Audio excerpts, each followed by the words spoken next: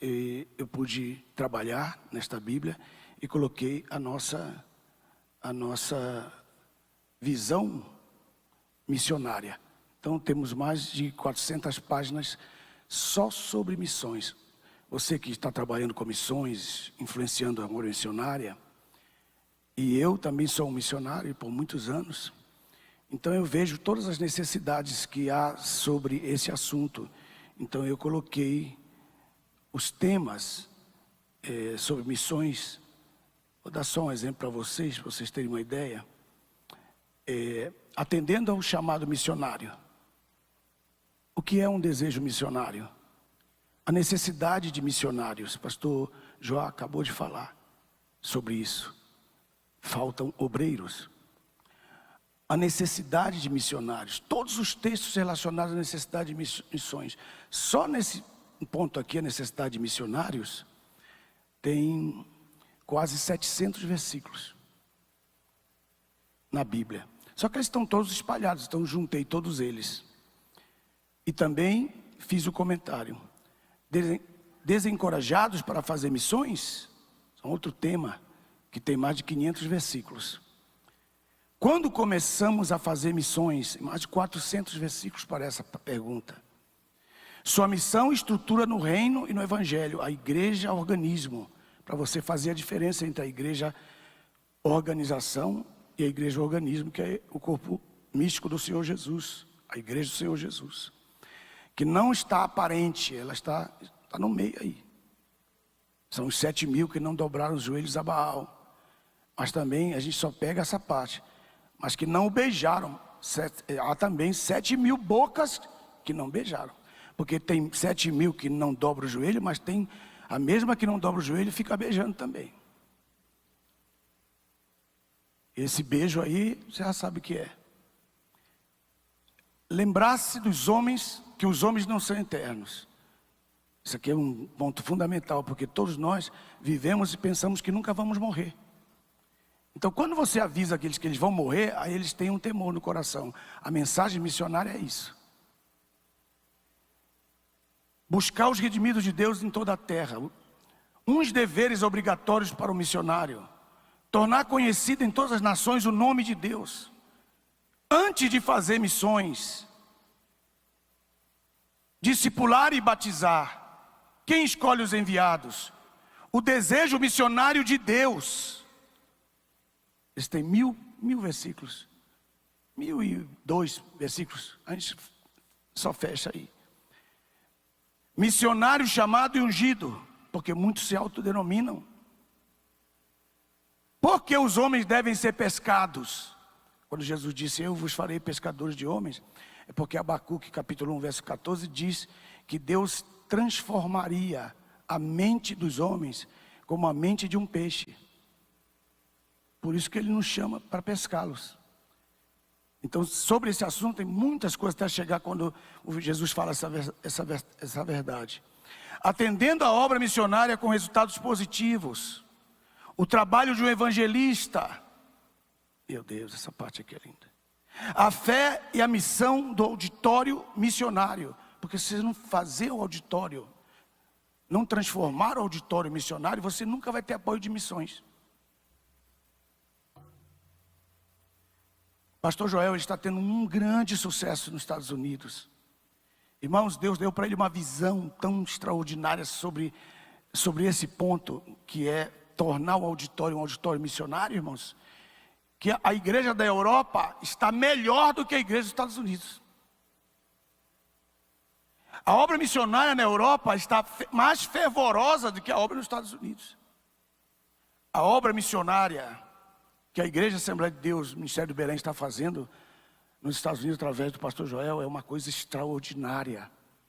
Em todas as congregações, a mesma noite, para o domingo, quando o pastor abre o culto e lê o texto, vem um telão. Um telão, o pastor Joel falando uns 10 minutos sobre a obra missionária, todos os cultos de domingo. E a igreja está sendo despertada pela obra missionária. Essa Bíblia, quando eu falei para ele sobre essa Bíblia foi uma alegria no coração dele.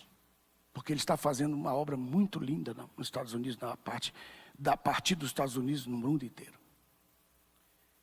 depois de fazer a obra missionária, detalhes poderosos de missões e o resultado final da obra missionária. Essa Bíblia é só sobre missões, não tem nada de escatologia, não tem nada de economia, é só sobre missões.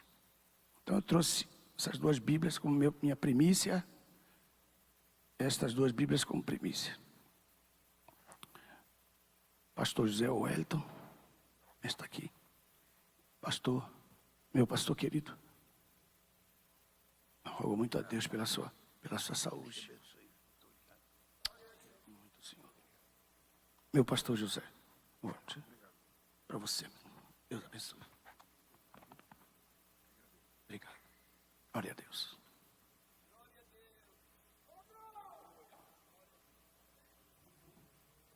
Abra sua Bíblia comigo, no livro de 2 Reis.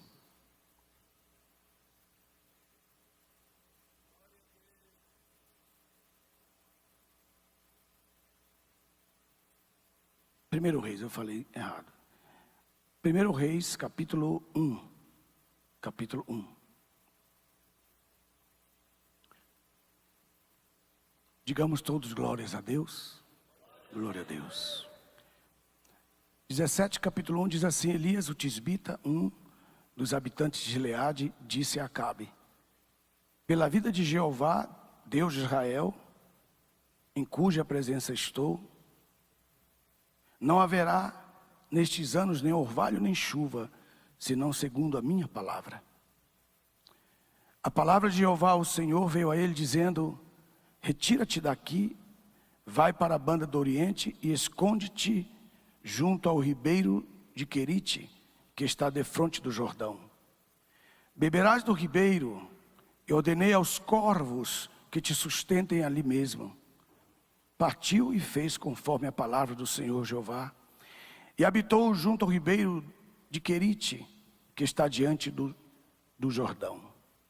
Observe essa frase que está aí, ela se repete duas vezes, é propositalmente que ela se repete.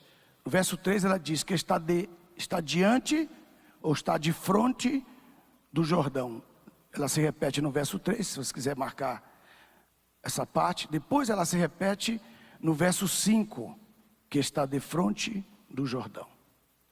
Esse Querite, ele fica mais ou menos, dependendo do caminho que você vai, pelo caminho mais curto, você pode pelo caminho mais longo, desde Jerusalém, você pode gastar 71 milhas, mas se você for pelo caminho secreto, você pode gastar 17 milhas.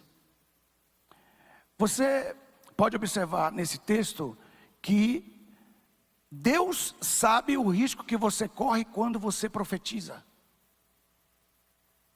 Quando você profetiza, e a profecia, ela é uma profecia que alcança o seu destino, não se vanglorie por isso, esconda-se.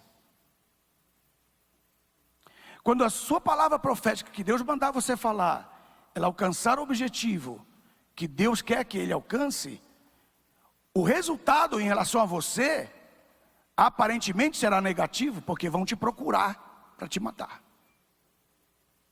Então todo profeta, ele sempre tem que ter essa noção. Mas eu quero que você entenda que Deus sempre está ouvindo o que você fala. E quando ele profetizou aquelas palavras, que não haveria mais chuva nem orvalho, até a sua palavra se cumprir, logo no verso 2, o Senhor disse: tem que guardar esse homem, eu tenho que escondê-lo, porque ele falou a minha palavra. Deus está guardando você quando você fala a sua palavra. Mas não pensem que vão colocar você num pedestal quando você falar uma palavra. Você pode ver que a maioria dos profetas, eles dizem assim: está vendo o que eu falei? Quando a palavra de Deus se cumpre, eles dizem: não foi o que eu disse, não foi fulano, não foi fulano, não foi ciclano. Por causa do orgulho profético. Essas pessoas Deus não esconde não. Deixa eles para eles matarem logo.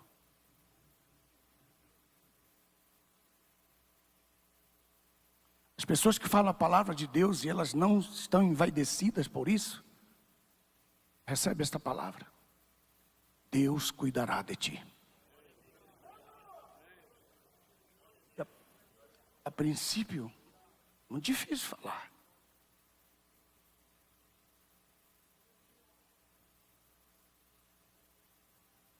Aí, o que Deus quer mesmo o que Deus queria mesmo, Ele tinha um objetivo em Damasco. Porque a palavra final, quando Deus fala com Elias na caverna, no capítulo 19, ele entra na caverna e Deus pergunta para ele assim: o que fazes aqui? Eu te chamei para o monte. O que tu estás fazendo na caverna? Aí ele disse: não, é porque só eu fiquei.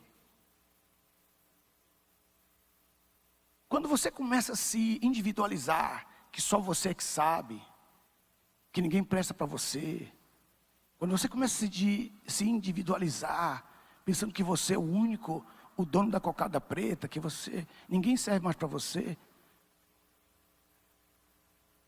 Deus vai te arrebatar. Por que você fala isso, pastor? Porque Deus disse para Elias: vai e unge fulano de tal, fulano de tal, fulano de tal. E os irmãos sabem que ele nunca cumpriu essa palavra com Elias? Elias foi arrebatado antes dessa palavra se cumprir. E quando Deus sabe, Ele já providencia isso. Porque quando ele foi para o objetivo, para Damasco, ele encontra Eliseu. E aí ele joga a capa em Eliseu. Porque Deus está dizendo: infelizmente eu tenho um propósito contigo, mas por causa da tua precipitação, por causa do teu caráter, por causa desse espírito de briga que você tem, Elias, unge logo Eliseu, porque você não vai fazer o que eu disse. Muitos de nós temos propósito na nossa vida, mas Deus nunca vai cumpri-lo, embora Ele tenha falado que vai cumprir, porque Deus não mente. Ele vai usar o teu discípulo para fazer isso. Então Ele prova que através do discípulo que você faz, Ele passa a unção que está sobre a sua vida para o seu discípulo fazer o que ele pensou que iria fazer através de você, mas por causa do seu caráter, da sua grosseria, você barraqueiro, você ministro barraqueiro. Tem muitos. Não fale nada para ninguém saber que é você. Não fale. Os membros saem das nossas igrejas por causa de nós, por causa da nossa grosseria, porque nós pensamos que somos o Elias, estamos vestidos de pele de animais. Nós pensamos que quando a gente coloca aquele bigode, a gente pensa que vira o Hitler.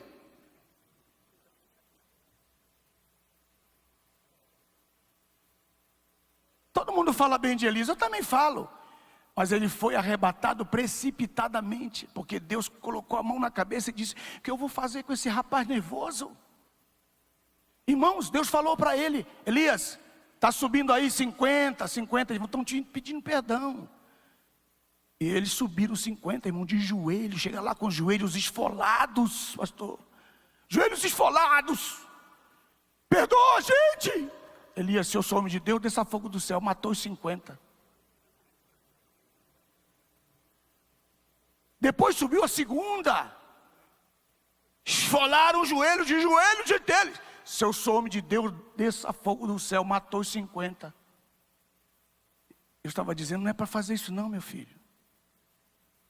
A Bíblia diz, irmãos, que o anjo do Senhor veio. O anjo do Senhor é Cristo. O anjo do Senhor veio falar com ele: rapaz, não mata os caras. Por que você matou os camaradas? O anjo, pastor Manuel, o anjo do Senhor, pastor Zé.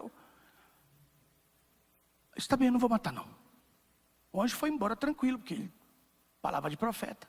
Quando eles chegaram, a terceira, se eu sou homem de Deus, esse fogo do céu matou todo mundo. Eu disse: vamos ter que arrebatar ele, porque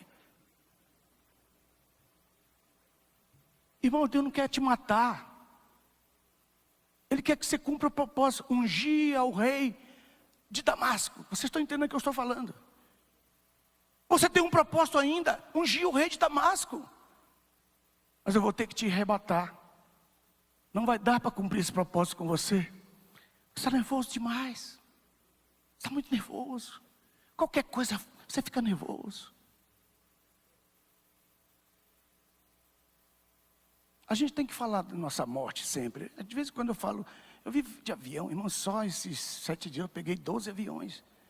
Cada avião que a gente pega é um atestado de, você sabe. Aí você, toda vez eu ponho a mão no ombro.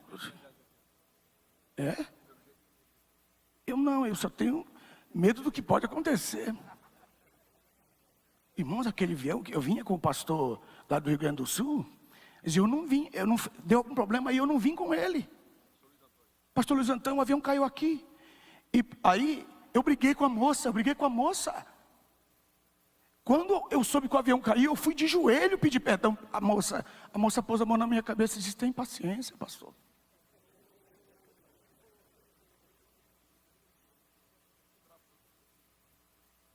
Hein? Exatamente. Aí você perde a igreja, perde o respeito das pessoas, perde a visão do seu ministério. Aí onde que você vai parar? Deus tenta te apaziguar em 3 lugares. Primeiro lugar que Deus tenta te apaziguar o teu coração, Querite. Lá você vai ficar sozinho.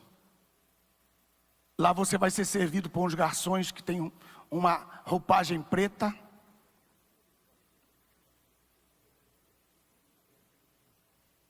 Os que são especialistas em carniça. E você vai comer do bico deles, que está acostumado em carniça, você vai comer do bico deles. Eles vão trazer carne e vão trazer pão para você. Eu estive vendo de onde que eles traziam aquela carne. Só tinha um lugar que havia carne fresca e pão. Era lá em Jerusalém, no templo. Do Querite para Jerusalém são 17 quilômetros.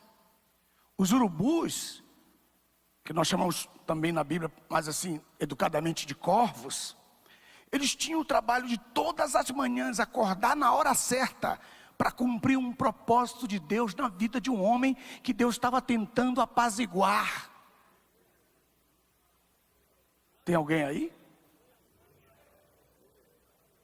Estou tentando salvar o teu ministério, estou tentando te acalmar. Você está muito nervoso, Elias. Então ele coloca, verso 3, acompanhe comigo no texto. Ele diz assim, no verso 3: retira-te daqui, vai para a banda do Oriente e esconde-te junto ao ribeiro de Querite. Aí Deus, ele tem assim uma atitude muitas vezes que ele parece que está zombando da cara da gente, mas não é, só aparente. Por quê? Pergunte para mim por quê. Porque ele te manda para um fiozinho de água que está diante do Jordão. E você olha para o seu fiozinho de água e diz: por que Deus me mandou para o Jordão e mandou aqui para esse fiozinho de água? Está quase para acabar. Quantas vezes nós somos chamados para um determinado lugar em que nós somos tentados a pedir emprestado para o Jordão. O Jordão está ali, está bem diante do meu riozinho fio. E o Jordão está lá: me empresta, eu estou aqui. Porque ele quer te pegar, é um laço. E você está ali no seu Querite, bebendo água assim, a gotinha, e olhando para o Jordão cheio de água e você bebendo.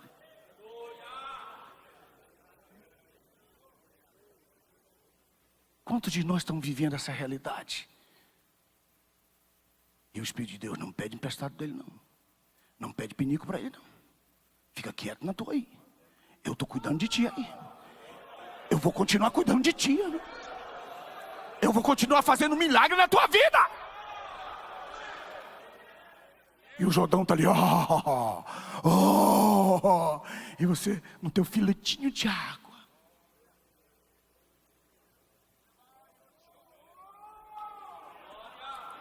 Aí você sai de lá, você vai embora. E o Jordão diz assim, o Jordão fala assim: esse camarada é demais, nunca me pediu nada. Eu sou o mais rico aqui da igreja. Ele que me deu presente, nunca dei nada para ele. Ele é fiel. Elias agora sai do Querite e agora vai passar pelo meio do Jordão. Quando ele vai passar pelo meio do Jordão, ele tira a capa e bate 2 vezes. A primeira não funcionou, não. A segunda funcionou. Porque o Jordão pensou e disse: sabe de uma coisa? Esse camarada é dos bons. Ele nunca me pediu nada. Pode passar, Elias, você foi fiel no teu querite.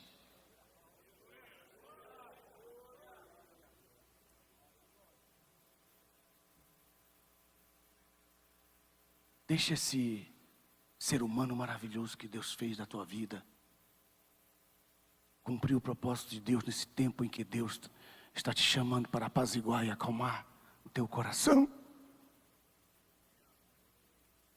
Mas nesse momento, Antônio, muitos vão oferecer ajuda para você sair do querite.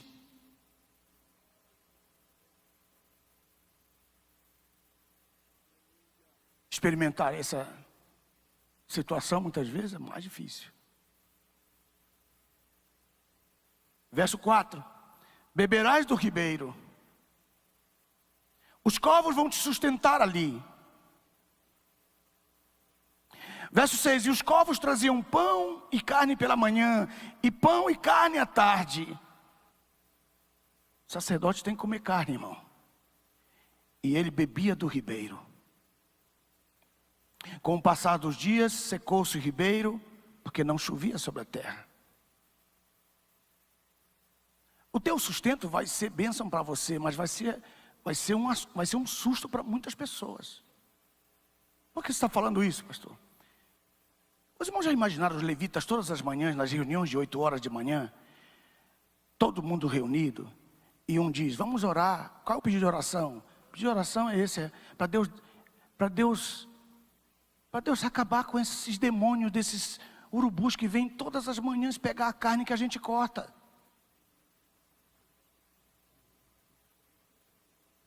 Todo dia de manhã eles vêm pegar a carne da gente. Mas não é. Ele nunca vai entender. As pessoas que veem Deus provendo as coisas na tua vida, pastor Roberto, eles nunca vão compreender os milagres que Deus faz na tua vida. Senhor, repreende esses demônios que estão tomando nossa carne e nosso pão de manhã. Deus nunca vai revelar para eles que aquela comida é para um homem que Deus quer apaziguar.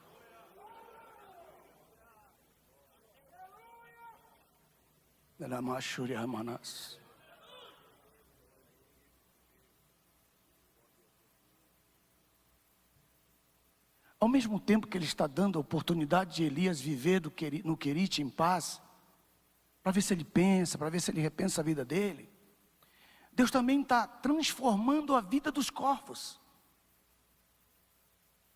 Quando Jesus fala sobre ansiedade, ele diz assim: olhai para os corvos. Jesus podia falar: olhai para os bem-te-vis, olhai para as pombinhas. Mas Jesus pegou o pior dos animais, das aves. Olhai para os corvos. Veja como eles começaram na arca de Noé. E veja como eles terminaram com Elias. Até os corvos vão mudar a sua natureza. Quando Deus usar essas pessoas, que muitas vezes você nem conhece, nem nunca viu na vida, que vão trazer comida, alimento e sustento para ti. Ao mesmo tempo em que você está sendo curado, os enviados estão sendo transformados.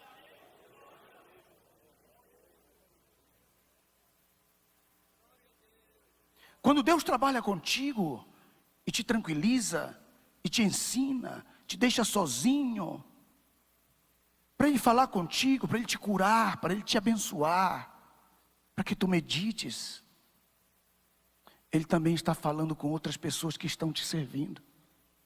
Porque por causa do seu testemunho diante do Jordão, você vai permanecer no teu querite.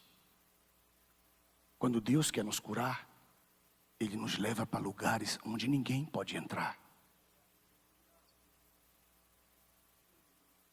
Depois que você vê no verso 8, diz: então veio a palavra do Senhor, dizendo: levanta-te e vai para Sarepta. Eu queria só que você anotasse os 2 significados. Querite, que está no verso 3, quer dizer cortar sobre medida. Deus no querite vai cortar você. para que você se encaixe no lugar onde Ele quer que você seja encaixado. Porque se você não for à medida em que Deus quer que você se encaixe, Ele tem que primeiro trabalhar a tua humildade. Ele vai usar pessoas para trabalhar a sua humildade, para que você seja cortado sob medida, porque quando nós somos cortados sob medida, nós nos encaixamos em qualquer lugar onde Deus nos manda. Quem me ouviu?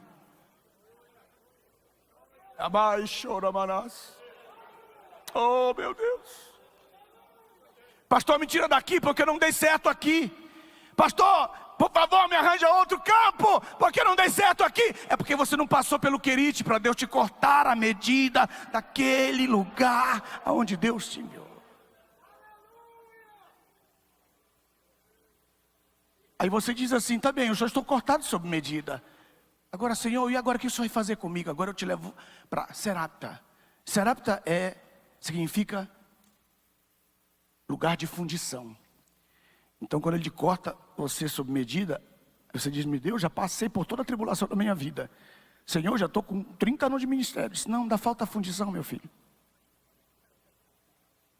Mas, Senhor, essa fundição é aquela do fogo? É. Que a gente derrete? É. Que o Senhor vai fazer segundo a tua vontade? É. Que o Senhor vai fazer segundo a tua forma? É. E onde que Ele vai fazer isso? Na casa da viúva. Na casa da viúva, você vai aprender a depender 100% de Deus. Mas tem uma coisa sobre a viúva que a Bíblia diz, que se tiver um sacerdote, um rei, um profeta, e tiver uma viúva, a Bíblia diz que Deus vai ouvir primeiro a voz da viúva. Não vai ouvir o rei primeiro, não vai ouvir o príncipe primeiro. Ele diz: eu ouvirei, antes de qualquer circunstância, a voz do clamor da viúva. A viúva. Então, eu te levar para a casa da viúva, você vai aprender a orar, para alcançar prioridade com Deus. Porque a viúva, ela sempre está dizendo: vou morrer, porque o único que eu tenho, amanhã morrerei. O texto está dizendo isso aqui: amanhã morrerei. A viúva vai trocar com ele um copo de água por um carregamento de farinha. Ela vai trocar com ele um copo de água pelo carregamento de azeite.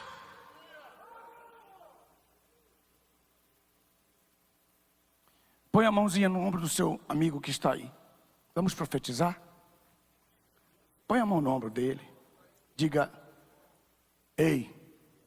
Fala com teu irmão, fala alto, fala alto. Ei. Você está cheio de azeite e de farinha. Só que tem um problema. Você não pode comer do seu azeite, nem pode comer da sua farinha. Vai ter que doar.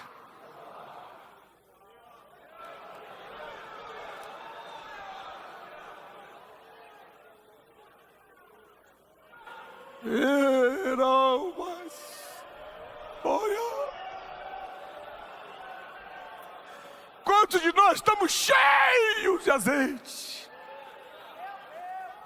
mas a gente não cura a nossa própria enfermidade? A gente está curando todo mundo, levantando todo mundo da cadeira de roda e com câncer.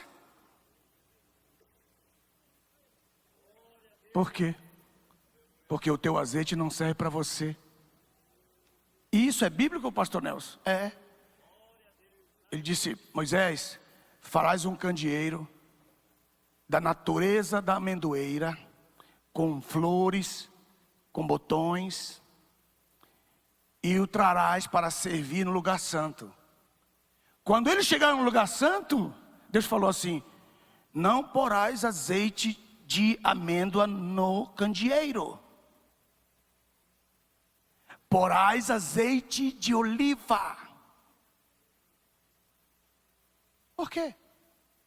Porque o meu azeite, Antônio, não serve para mim. Mas é o teu azeite, Antônio, que serve para mim. O azeite do teu amigo é que te faz acender as tuas lâmpadas. Por isso que muitas vezes nós estamos acabados, tristes, ninguém nos consola. E chega um amigo e diz uma palavra simples e você chora. Aí você diz, você não é tão grande, ele não é famoso, ele não é grandão.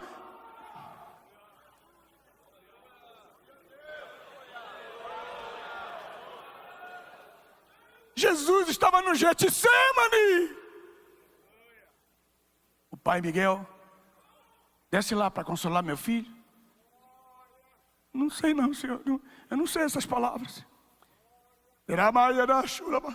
Gabriel, desce lá também tu. Senhor, eu sou secretário do Senhor, mas eu não entendo essas coisas. Espírito Santo, você está nele, Espírito Santo. Faz esse trabalho. Espírito Santo, Espírito Santo. Também estou triste. Apareceu um anjinho lá. Senhor, eu sei que eu sou tua obra criada. Não sou famoso como Gabriel, não sou famoso como Miguel. Mas dá para o Senhor me deixar ir lá? Porque eu acho que eu tenho esse dom aí, eu tenho.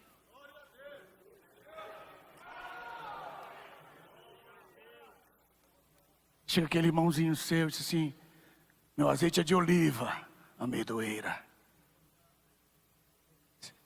Fala o que você quer. Fala 2, 3 palavras. Ele é humilde, nem reconhecido. E você chora. E você se consola.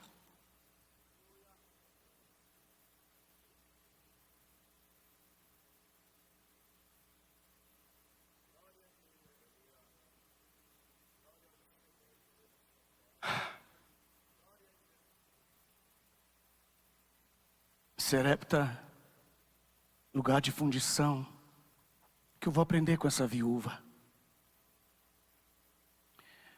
A viúva lhe traz uma mensagem. A maior mensagem que a viúva vai trazer para ele nesse momento de fundição do seu caráter é que ela vai dizer, vou comer e vou morrer.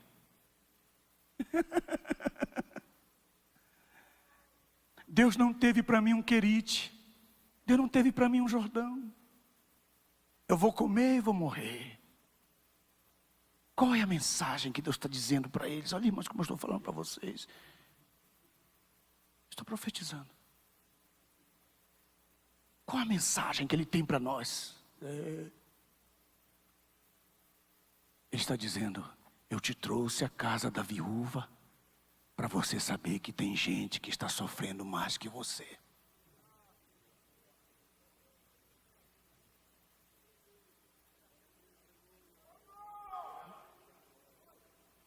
Porque você disse sou eu, porque você pensa que sou eu.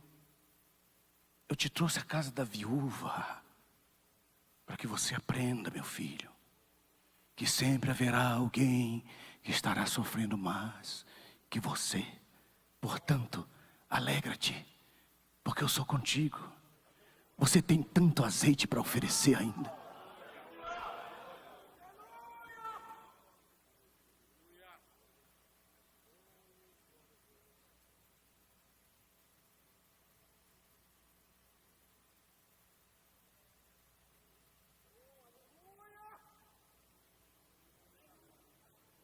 Os irmãos percebem que é um estágio para apaziguar a nossa vida, para nos salvar do arrebatamento.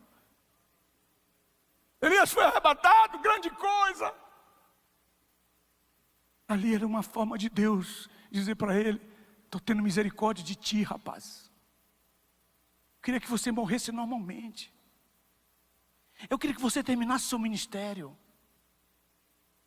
Eu queria que você completasse com alegria o seu ministério. Que você festejasse os teus anos de vida. Mas eu estou te arrebatando, porque senão você vai perder a sua fé. Eu estou te matando prematuramente, porque senão você vai perder seu ministério e a sua própria alma. Cumpre seu ministério, rapaz. Engole os sapos daqueles irmãos. Engole os sapos daqueles presbíteros lá da igreja. Engole o sapo daqueles diáconos. Engole o sapo dos irmãos riquinhos, dono da farmácia. olha para eles, diga: Deus te abençoe.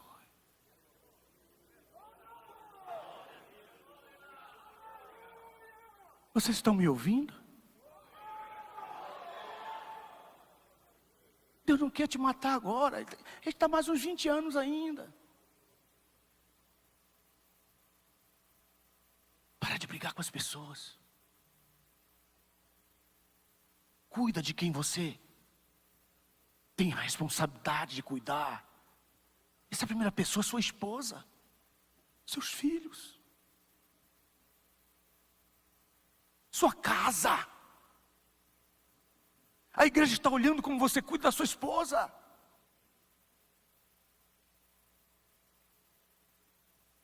E o terceiro lugar, e o terceiro estágio dessa caminhada está no capítulo 19. Versículo 2, Jezabel mandou um recado para ele.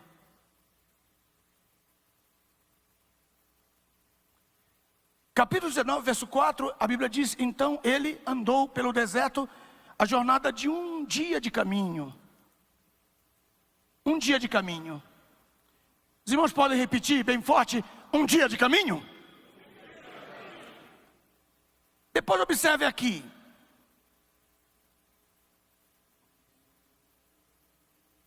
E veio e se assentou debaixo de uma acácia. Primeiro estágio, Querite. Deus vai abençoar a sua vida e vai abençoar os que cuidam de você. Segundo lugar, Serepta. Vai comer com a viúva e vai aprender como depender de Deus. Segundo lugar, a viúva, você vai aprender que existem pessoas que sofrem mais que você. Quando você aprender essa segunda lição, Deus vai te levar para a terceira lição. E essa lição é a lição mais difícil, que é o terceiro e último estágio dessa caminhada. Versículo 4 diz: e pediu para si a morte. Você viu como ele aprendeu com a viúva? Ele aprendeu errado. Porque a viúva também pediu para si a morte. Veja como as pessoas influenciam a gente com as linguagens. A gente fica muito tempo com as pessoas e acaba aprendendo as linguagens ruins. E ele pede: foi isso que você aprendeu com a viúva? Não, ela também pediu a morte. Não era para você aprender isso. É para você aprender que tem pessoas que sofrem mais que você. Continue. Verso 4. Basta. Tira, ó Jeová, a minha vida agora, porque não sou melhor que os meus pais. Já começou a aprender algo, que ele não era melhor que ninguém. Quando você disser assim, que você não é melhor que ninguém, você já aprendeu metade da lição. Eu sei que vocês não falam nada porque vocês estão pensando assim: não vou me denunciar aqui. Mas eu vou repetir de novo para você reagir. Quando você disser: tem aqui alguém melhor do que eu. Sabe quem foi o nosso maior ensinador disso aqui? Pastor Antônio Gilberto. Toda vez que ele assumia um púlpito, ele dizia: fulano de tal, se você não concorda com o que eu digo, manifeste isso aí, porque eu lhe dou a palavra. E muitas vezes, ao se humilhar, ele humilhava a gente. Porque ele dizia, o fulano de tal sabe, porque eu sei que fulano de tal sabe muito mais sobre isso que eu estou falando. E o fulano de tal não sabia nada. E a gente sabia que ele não sabia. E até ele sabia que ele não sabia. Quando você disser: não sou melhor que os meus pais, Deus vai dizer: está melhorando.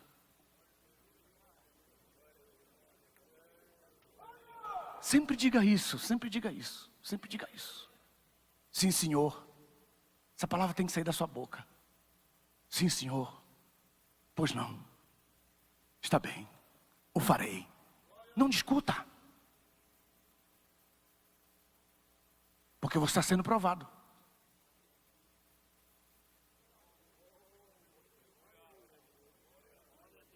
Você está sendo provado.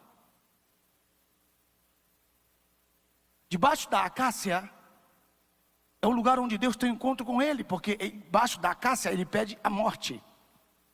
E no verso 5, ele deitou e dormiu. Os irmãos podem imaginar como Deus ficou feliz quando aquele homem, pastor Emanuel, deitou e dormiu. Deus está batendo palma para ele, dizendo: até que enfim que eu fiz esse miserável dormir. Ele não para a noite inteira.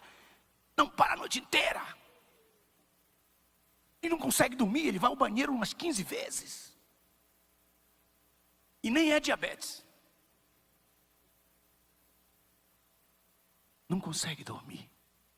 Quanto de vocês aqui não tem conseguido dormir a noite inteira? Quando você dorme de uma pancada só, da noite em que você coloca sua cabeça no travesseiro e dorme até amanhã, pode dar um grito de júbilo, porque Deus está se agradando de ti. Aqui merecia um glória a Deus melhor,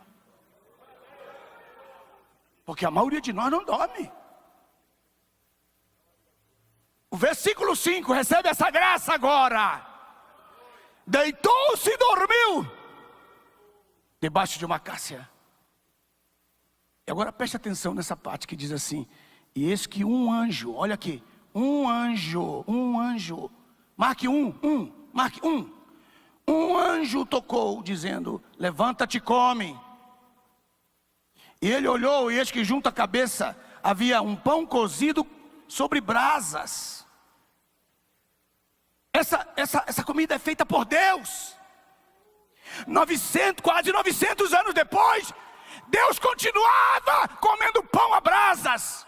Lá em João 21, Jesus de madrugada, quando os discípulos estavam pescando, Jesus estava no mesmo fogão.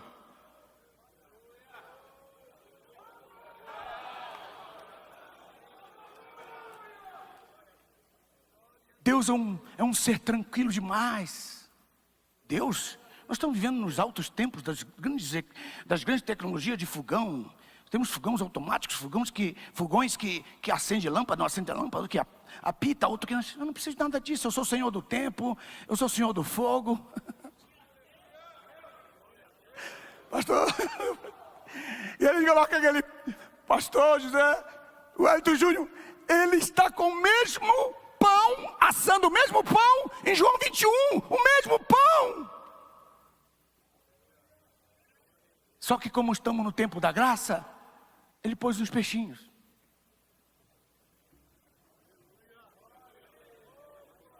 Porque até ele gosta de um temperinho diferente. Estamos na graça, põe um peixinho. Elias não teve esse privilégio de comer o peixe.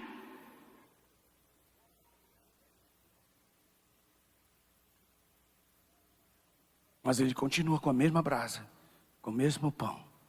O mesmo pão que Elias comeu, Pedro, João também comeram. Quando Deus quer nos alegrar o coração, quando Ele perceber que você está sem estresse, vem comer um churrasquinho de peixe comigo, meu filho. Porque todo pastor se orgulha de fazer churrasco bom. Oh, glória a Deus, só tu mesmo.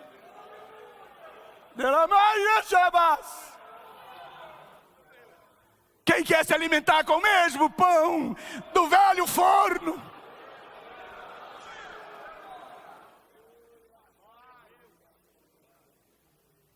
Pão cozido sobre as brasas.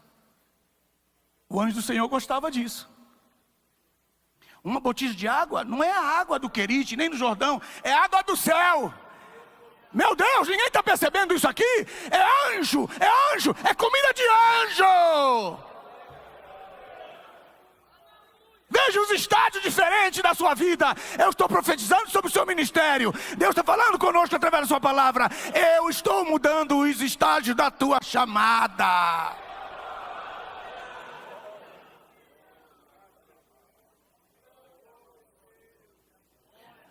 Mas sabe o que aconteceu aqui, pastor? Ele olhou aquilo lá.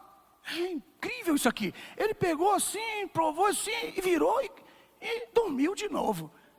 Isso Deus ficou bravo. Agora Deus ficou. Chegou o anjo assim, e aí ele comeu. Senhor, não quero ficar nem mal nem com o senhor, nem com Elias, mas o Elias, ele achou que eu sou um anjinho qualquer, então ele não crê em mensagens de pessoas que não são famosas. Ele não crê em gente que não tem nome. Ele só leva pregador daqueles famosos. Ele não ouve criança, ele não ouve jovem, ele não ouve. É? Anjo do Senhor te manifesta. Sim, majestade. Ele não ouviu o anjinho lá da 25 de março. Vais tu. E qual mensagem que eu levo? A mesma.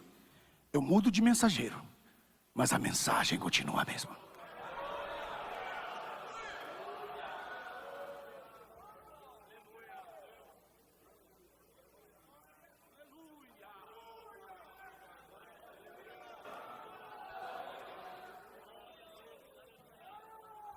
A mensagem vai continuar a mesma. A mesma.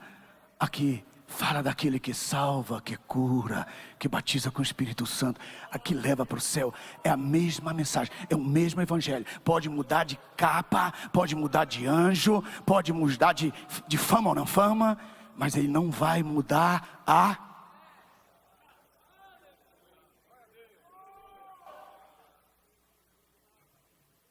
Nesse último estágio, estou terminando nesse momento. Você não ouviu o anjinho, foi? Você não ouviu o anjinho do verso 5, meu filho? O Senhor não sabia. Tornou a deitar-se, meu filho. Verso 7. Pela segunda vez, preste atenção aí, olha o texto. O anjo do Senhor Jeová. Essa palavra tocou, eu fiz uma pesquisa por horas sobre esse tocou. Esse tocou, não é aquele tocouzinho daquela mulher do fluxo de sangue. Não é o toquezinho que Jesus tocou na cabeça da sogra de Pedro. Não, é uma bicuda.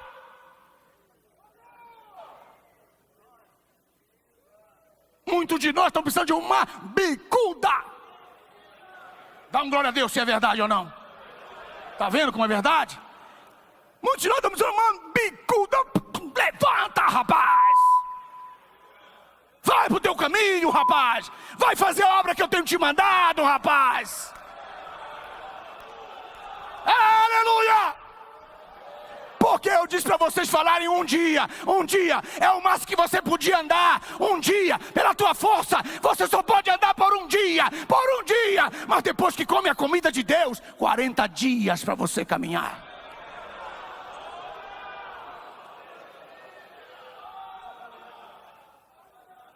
Claro, com a bicuda. É o que muitos de nós estamos precisando hoje. Que o anjo do Senhor venha e diga: olha para o teu irmão que está do teu lado e fala assim: você está precisando de uma bicuda boa, rapaz. Fala para ele. Que Deus abençoe vocês. Muito obrigado.